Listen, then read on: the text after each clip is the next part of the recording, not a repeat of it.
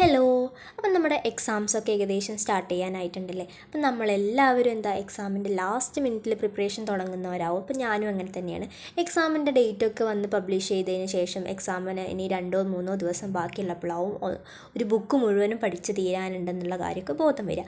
അപ്പം നമ്മൾ എന്ത് ചെയ്യും, മേജറായിട്ടുള്ള ഇമ്പോർട്ടൻറ്റ് പോയിൻറ്റ്സും കാര്യങ്ങളും മാത്രം നോട്ട് ഔട്ട് ചെയ്ത് വെച്ച് കഴിഞ്ഞിട്ടുണ്ടെങ്കിൽ തന്നെ നിങ്ങൾക്ക് ഒട്ടുമിക്ക ക്വസ്റ്റ്യൻസൊക്കെ അറ്റൻഡ് ചെയ്യാൻ പറ്റും. അപ്പോൾ അങ്ങനത്തെ കുറച്ച് ടിപ്സും കാര്യങ്ങളൊക്കെയാണ് ഇന്നത്തെ നമ്മൾ വീഡിയോയിൽ ഷെയർ ചെയ്യുന്നത്. അപ്പോൾ നമ്മളിപ്പോൾ ഒരു ബുക്ക് നമ്മൾ പഠിക്കാൻ പോകുന്നത് ഇപ്പോൾ ഇംഗ്ലീഷാണ്, അല്ലെങ്കിൽ നമുക്ക് പോയമാണ് പഠിക്കാൻ പോകുന്നതെന്നുണ്ടെങ്കിൽ നമുക്ക് എന്തൊക്കെ കാര്യം ആ പോയത്തിൽ നിന്ന് നോട്ട് ഔട്ട് ചെയ്യാമെന്നറിയോ നിങ്ങൾക്ക്. അപ്പം നമുക്കതിൻ്റെ ഓതർ, അതുപോലെ തന്നെ പബ്ലിഷ് ചെയ്ത ഇയർ, പിന്നെ സ്ട്രക്ചർ, പിന്നെ അതിൻ്റെ ഇമ്പോർട്ടൻ്റ് ആയിട്ടുള്ള തീംസും, അതുപോലെ ലിറ്റററി ഡിവൈസസ്, ഇത്രയും കാര്യങ്ങൾ നിങ്ങൾ നോട്ട് ചെയ്ത് വെക്കുകയാണെന്നുണ്ടെങ്കിൽ നിങ്ങൾക്കൊരു എസ്സേ ക്വസ്റ്റ്യനോ അല്ലെങ്കിൽ പാരഗ്രാഫ് ക്വസ്റ്റ്യനോ ഒക്കെ വരുന്ന സമയത്ത് ജസ്റ്റ് നിങ്ങൾക്ക് ആ തീം തന്നെ ഇലാബറേറ്റ് ചെയ്ത് എഴുതാം. പോയം വരികയാണെന്നുണ്ടെങ്കിൽ ഏത് ക്വസ്റ്റ്യൻ വന്നിട്ടുണ്ടെങ്കിലും ഒന്നെങ്കിൽ തീം, അല്ലെങ്കിൽ അതിൽ പറയുന്ന കാര്യങ്ങൾ, മെസ്സേജ്, ഇങ്ങനത്തെ ക്വസ്റ്റ്യൻസ് ഒക്കെ ആവും വരിക. അപ്പോൾ നിങ്ങൾക്കത് അറ്റൻഡ് ചെയ്യാൻ പറ്റും. പിന്നെ ആൻസർ എഴുതുന്ന സമയത്ത് ഒരു സ്ട്രക്ചർ, ഒരു ഓർഡർ കീപ്പ് ചെയ്ത് നിങ്ങൾ എഴുതാൻ ശ്രമിക്കുക. എങ്ങനെ നമ്മൾ ആദ്യം ഒരു ഇൻട്രൊഡക്ഷൻ പോലെ എഴുതാം, പിന്നെ നിങ്ങൾക്ക് അതിൻ്റെ ഓതറിനെ പറ്റിയിട്ട് എഴുതാം, പിന്നെ നിങ്ങൾക്ക് അതിൻ്റെ തീം, മെസ്സേജ്, കോണ്ടെക്സ്റ്റ്, ഈ കാര്യങ്ങളൊക്കെ ഇൻക്ലൂഡ് ചെയ്ത് എഴുതാൻ വേണ്ടി പറ്റും. അപ്പോൾ ഇത് മാത്രം പോയിൻ്റ് ഔട്ട് ചെയ്ത് നിങ്ങൾക്ക് പഠിച്ചിട്ടുണ്ടെങ്കിൽ നിങ്ങൾക്കതൊരു കുറഞ്ഞ സമയത്തിനുള്ളിൽ നിങ്ങൾക്കത് മൊത്തത്തിൽ കവർ ചെയ്ത് പോകാൻ വേണ്ടി പറ്റും. ഇനി നിങ്ങളൊരു സ്റ്റോറിയോ അല്ലെങ്കിൽ ഒരു എസ്സേയാണ് പഠിക്കുന്നതെന്നുണ്ടെങ്കിൽ മേജർ പോയിൻറ്റ്സ് മാത്രം കീ ഔട്ട് ചെയ്ത് വെച്ചിട്ടുണ്ടെങ്കിൽ നിങ്ങൾക്കത് എൻ്റെ പോം അല്ലെങ്കിൽ എൻ്റെ സ്റ്റോറി നിങ്ങൾക്ക് കവർ ചെയ്ത് പോകാം.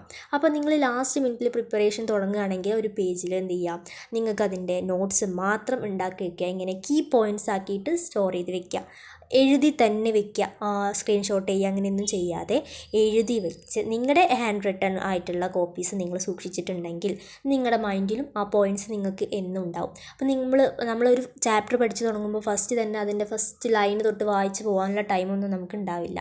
അപ്പോൾ നമ്മൾ എന്ത് ചെയ്യുക, ഒരു പെട്ടെന്നൊരു സ്റ്റഡി, അല്ലെങ്കിൽ പെട്ടെന്ന് ഒന്ന് കണ്ണോടിച്ച് പോവുക ചാപ്റ്റർ മൊത്തം, എന്നിട്ട് അതിൻ്റെ മെയിൻ ഹെഡിങ്സ് ഒക്കെ ഒന്ന് നോട്ട് ചെയ്ത് വയ്ക്കുക. അതുപോലെ തന്നെ നിങ്ങൾക്ക് പോയിൻറ്റ്സ് ആയിട്ടുള്ള കാര്യങ്ങളൊക്കെ നോട്ട് ചെയ്ത് വയ്ക്കുക. പിന്നെ ഒരു ഓവർവ്യൂ പോലെ അതിൻ്റെ മൊത്തത്തിലൊരു സ്ട്രക്ചർ നിങ്ങളുടെ മൈൻഡിലുണ്ടെങ്കിൽ നിങ്ങൾക്ക് സിമ്പിളായിട്ട് അത് ആൻസർ ചെയ്ത് വെക്കാൻ പറ്റും. ഒരു പ്രാവശ്യമെങ്കിലും ഈ ട്രിക്ക് ഒന്ന് ഫോളോ ചെയ്തിട്ട് നിങ്ങൾക്ക് എന്തെങ്കിലും മാറ്റമുണ്ടോ എന്ന് നിങ്ങൾ കമൻറ്റ് ചെയ്ത് അറിയിക്കുക. അതുപോലെ തന്നെ നിങ്ങൾക്ക് ഇനിയിപ്പോൾ വേറെ എസ്സേ കാര്യങ്ങളൊക്കെ ആണെന്നുണ്ടെങ്കിലും ഇമ്പോർട്ടൻറ്റ് പോയിൻറ്റ്സ്, കീവേഡ്സ് മാത്രം കീപ്പ് ചെയ്തിട്ടുണ്ടെങ്കിലും നിങ്ങൾക്ക് എന്ത് ചെയ്യാം, ആൻസർ ചെയ്യാൻ പറ്റുന്നതാണ്.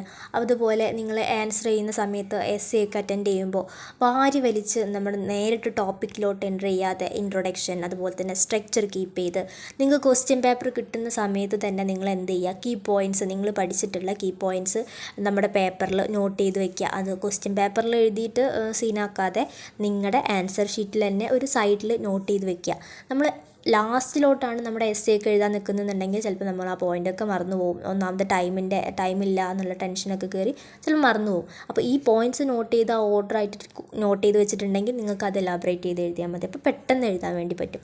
അപ്പോൾ ഈ ടിപ്സൊക്കെ ഒന്ന് ഫോളോ ചെയ്ത് നോക്കുക. നിങ്ങൾക്ക് യൂസ്ഫുൾ ആയിട്ടുണ്ടെങ്കിൽ കമൻറ്റ് ചെയ്യുക. അപ്പോൾ അത്രയേ ഉള്ളൂ ഇന്നത്തെ വീഡിയോ.